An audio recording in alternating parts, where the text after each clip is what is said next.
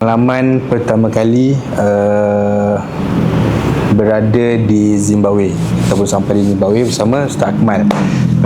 Jadi expectation kita tak pernah ke negara orang, terutamanya jauh di Afrika ataupun Timur Tengah dan sebagainya lah. Jadi expectation kita tak terlalu tinggi lah Ustaz. Jadi apa yang terjadi pada kami tu landing je, masuk ke airport dan sebagainya tu kita dah nampak kelainan dengan Malaysia. Kita dekat Malaysia kita jumpa orang-orang kita.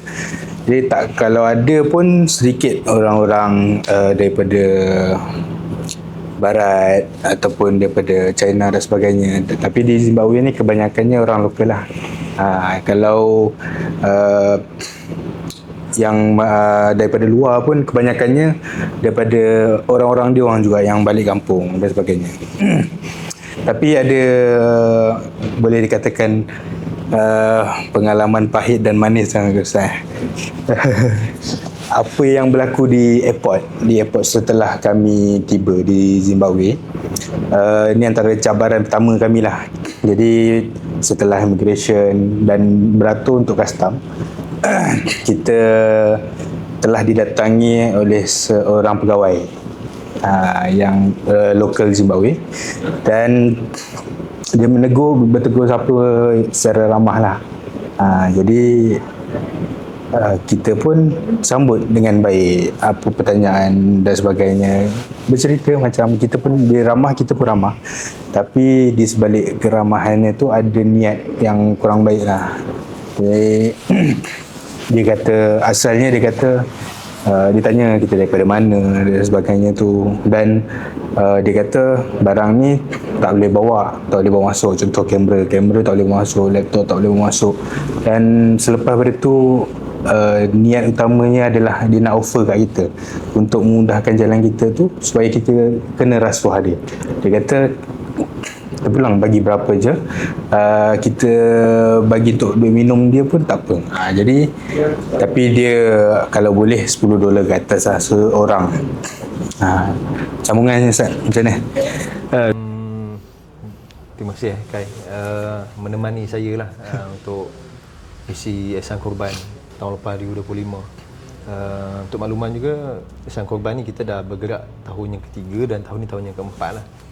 Di 2023 tu kita cover setakat Asia saja, Burma iaitu Myanmar, Thailand, Laos, Indonesia dengan Malaysia. Dan masuk tahun 2024 tu kita cuba membesarkan lagi ruang lingkup kita. Seingat saya tu kalau 2024 tu kita buat pertama kali lah kita jejak kaki di Nepal. Tapi kita hantar tim lah, maksudnya ketika tu yang mewakili Najmi dan juga Ustaz Hasanuddin lah. Masa tu kita pair collab dengan NGO lain, dan saya kebetulan waktu tu dengan Zul, dengan Bos Zul kan, Tuan Zul, kita beranikan diri, gagahkan diri, kita pergi ke East Africa. East Africa ni negara yang dia miskin tapi boleh dikatakan sedikit membangun lah. Uganda, Kenya dan juga South Sudan.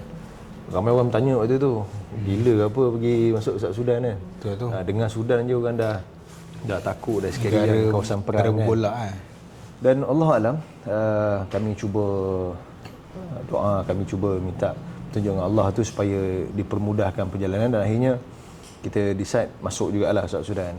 Cuma bila kita cerita bab masuk jalan darat ni, ada satu risiko yang tinggi lah. Sama ada pergi balik ataupun pergi tak balik-balik. Itu biasalah mana-mana negara yang kita masuk sempadan perbatasan lah. Kemudian tahun lepas dengan Kai, bagi saya itu pengalaman baru lagi. Tim menugaskan untuk kita pergi ke dua negara. Yang pertama tu Tanzania, Afrika. Dia adalah East Africa juga. Tapi Tanzania ni untuk long term project tu memang kita kira tu daripada pihak Ihsanku ni memang sangat ada nilai besar lah kat situ. Satu faktor mungkin di Tanzania walaupun dia minoriti Muslim, tapi pemimpin dia, presiden dia adalah wanita dan Muslim. Dan dia juga mendukung jugalah apa-apa bentuk-bentuk bantuan Muslim yang masuk ke dalam Tanzania. Kemudian selepas raya yang ke-1 pertama kan, mungkin kalau orang lain kata kami ni dah level gila, itu dah gila khinzir lah. Maksudnya baru selesai, tak habis penat lagi. Ni nak sikit lah cerita lah. Sebelum kami sampai ke Zimbabwe tu, ada cabaran yang paling kami rasa ni paling, bahasa budak-budak sekarang kurang asam lah kan. Yang mana lepas dia projek korban tu, tu kalau cerita Tanzania lagi banyak cerita lah. Binatang kena scam, binatang mati, kambing kurus, lembu lebih kurang rupa kami je kan, berat dia kan, besar-besar dia kan. Betul lah tu. Kalau tengok kambing tu kepala dia besar penumbuk Genggam, kita je. besar penumbuk. Tapi ala kulihan Allah mudahkan juga 9 hari pertama tu, walaupun adalah drama lembu lari kemudian katanya lari sampai 8 kampung, wallahu alam. Kita merasakan ni memang dah sindiket tahunan dia orang lah. Dia ada kawan-kawan NGO yang banyak. Jadi ni tak apa, kau scam dia NGO ni. Dia pun baru first time sampai dan memang kita tak ada pengalaman. Jadi hari yang sama tu kita balik, kita nak terbang ke Zimbabwe. Saya rasa perjalanan daripada KBT, Ya, nama daripada kampung. Bungu dan KBT. Bungu dengan KBT tu tak jauh, tapi nak ke airport tu dalam berapa? 4 ke 5, Lebih, 4 ke 6 jam. 6 jam. Sedangkan flight kami tu esok harinya. Dan sebenarnya kita dah booking dah satu penginapan tak jauh dengan airport, tapi kita punya pemandu arah tu ataupun kita punya partner tu memang level tak tahulah kita nak kata kan, tapi dia tinggalkan kami kat airport. So, seolah-olah macam cinta terputus tali lah. Kami dibiarkan begitu saja di airport. Biar dibiarkan. Jadi kami bermalam tu dalam keadaan yang penat kan. Waktu yang sama kita kena update laporan pada tim dekat Malaysia. Berlakulah pertelingkahan antara tim Malaysia, kenapa tim Afrika tak update pergi ke mana kan, line tak ada ke apa. Ada polisi dekat Tanzania ni, dalam airport dia, internet dia untuk visitor 1 jam. And then extra 1 jam lagi. Lepas tu tak ada internet lah. Jadi bayangkan kalau kita tengah upload video file yang besar, kemudian upload gambar file yang besar tu, tak memungkinkan lah untuk lepas.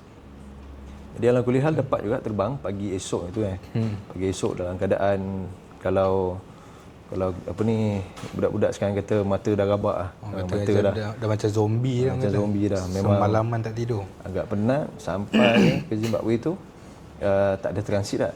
Tak ada, direct. Kita naik Air Tanzania.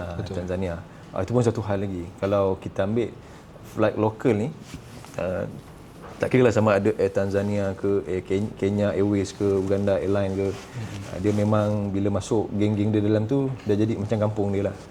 Jadi kita pun rasa tak selesa. Lepas tu servis pun agak teruk lah bagi saya lah. Betul. Alhamdulillah sampai kat Zimbabwe tu, sebelum pergi cerita pada yang best-best tu, yang macam Kai cerita tadi lah. Dia sebenarnya, kisah tadi tu yang Kai cerita tu adalah kebetulan ketika kami keluar beratur tu, Kai dah kontak dah dengan ATC ataupun kedutaan Malaysia dekat hari-hari itu Zimbabwe tu. Tapi sebabkan beliau tu ada tugasan tak dapat nak sambut kita, tapi datang juga sebenarnya. Cuma agak kelewatan sikit. Sampai tu turis China lah, dan Habib kebanyakan sebenarnya dia bukan turis lah, dia kebanyakan memang ada bisnes kat sana. Zimbabwean dia panggil, Zimbabwe China, macam tu. So dia memang dah daripada zaman turun-temurun atuk nenek dia orang. Dia balik dia tak nak pulang dah. Jadi dah jadi macam satu penempatan lah dekat Zimbabwe ni, orang Chinese. Orang daripada tanah besar tu dia duduk dekat Zimbabwe. Jadi bila diorang turun tu, kebetulan kami pula tahun lepas ni kita buat kerja kerja entah apa-apa sikit, kita bawa lagis yang berat, lagis besar dengan penuh plastik, makanan dan sebagainya. Itu yang menyebabkan sangkut. Jadi dia ingatkan kita ni sebahagian daripada geng-geng Cina tu lah kan. Dan sangkutlah juga dalam setengah jam ke 1 jam lebih juga tu. Beratur tu sejam. Kita dekat situ tu lebih kurang 2 jam. 2 jam sebab partner kita dah tunggu kan, daripada Zimbabwe Halal Council, Ali, Oscar dengan kawan-kawan ustaz-ustaz dia kan. Sebenarnya yang kedutaan Malaysia dekat Zimbabwe tu pun dia dah standby dah kat luar. Oh, standby kat luar. Cuma dia tunggu kita keluar je. Tapi bila ada masalah tu kita terpaksa call dia lah untuk tanya. Dan dia dapat wifi masa tu. Nasib baik dapat wifi daripada airport. Kalau tidak, tak dapat tahu kontak lah. Kena bayar jugalah. Dia kalau cerita pasal bayar tu kita tak mau kupas lebih kan, tapi dia kalau sampai level begitu tu dia agak memberatkan kita, menyusahkan kita. Betul. Sampai pegawai tersebut datang membantu menyelesaikan pun dalam keadaan marah lah, dia tak terima kan. Kenapa guna orang dalam dan sebagainya. Jadi dapat lepas. Alhamdulillah. Dapat lepas dengan baik lah. Sebab yang kita khawatir tu ada beberapa kelengkapan korban kita kan, yang kita memang nak gunakan, seperti alatan media, lepas tu plastik pembungkusan untuk branding kita. Kemudian yang menarik lagi tahun lepas ni sebab kita bawa nama partner kan. Nama partner. Jadi saya kira ada lebih kurang dalam 4 nama NGO yang kita bawa tahun lepas tu. Betul. Yang bersama-sama untuk menyampaikan amanah daging korban kat Zimbabwe tu. Itu yang kita rasa caralat lah kalau tak dapat kan. Tapi mungkin Allah tu maha mengetahui kan. Allah maha memberi jalan yang baik, memudahkan kita clear. Dia datang lah Encik Hail, so dapatlah kita keluar. Jadi selepas daripada kisah di airport ataupun lapangan terbang tu, alhamdulillah kita dah berjaya keluar dengan selamat.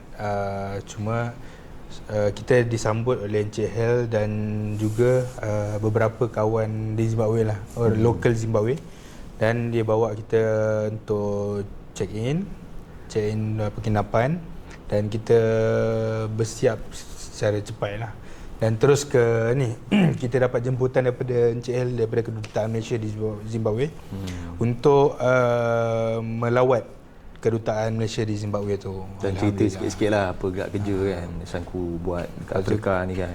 Kita berkenalan sama, lepas tu kita bagi tahu apa yang kita buat dengan Zimbabwe, Ahli Konsul di Zimbabwe dan sebagainya. Adakah rakan terpercaya kan. Betul. Jadi kedutaan mengesahkan lah kan. Bahawa partner kita kat sana tu memang sangat-sangat dipercayai lah. Betul. Beliau pun ada juga suggest beberapa projek yang boleh kita laksanakan di Zimbabwe, dan cara-cara untuk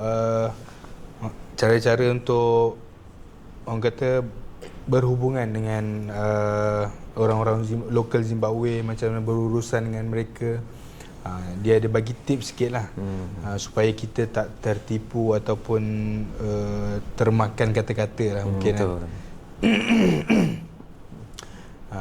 Dan selepas daripada tu kita dah dijamu juga makanan menu Malaysia. Alhamdulillah, sebab kami di Tanzania selama 5 hari kita tak jumpa makanan kita. Jadi selama 5 hari kita makan makanan Afrika.